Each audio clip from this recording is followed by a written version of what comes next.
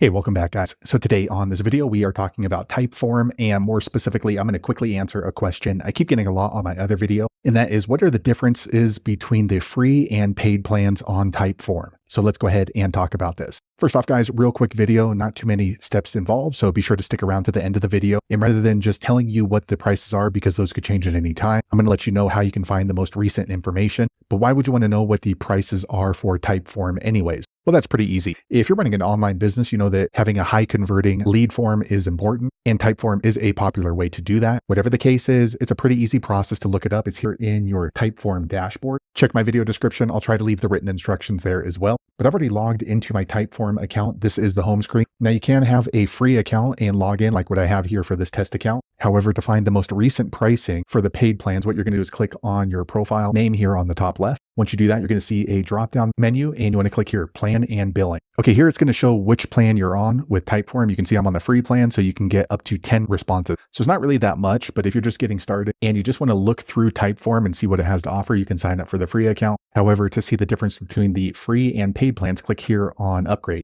Okay, so here are the paid plans inside of Typeform. You can see here's the free plan. So you only get one seat. So if you're going to have assistants working with you, you need to make sure you pay attention to the seat size. And the main difference is going to be the amount of responses. So if you're running ads or you're running this on your website and you get a lot of leads, you're going to burn through this pretty quick with 10, even 100. So for example, this here on Plus, if you pay $50 per month, that's the price that it works out to if you pay yearly. However, if you want to do monthly, you can click over here on monthly. Okay, you can see it's about $59 and you can get up to 1,000 responses per month. So it's not really that expensive, especially if you're getting 1,000 responses per month. If you close one deal, depending on what your ticket is, it's going to easily pay for your Typeform service. And then here's business. It's $99 per month, which gives you up to 10,000 responses per month. So they have something called enterprise. I don't really know what this is. So you need to contact and have a consultation with Typeform to see what your business size is if you're getting a lot more than 10,000 responses per month. And they have something else called Plan for Marketers right here. So with this, you can kind of basically integrate with your other services. So down here on these plans, the $349 per month, you can integrate with your Salesforce if you need to. And you also get these other benefits. So you can do video questions and answers. You get CAPTCHA on your form. So that way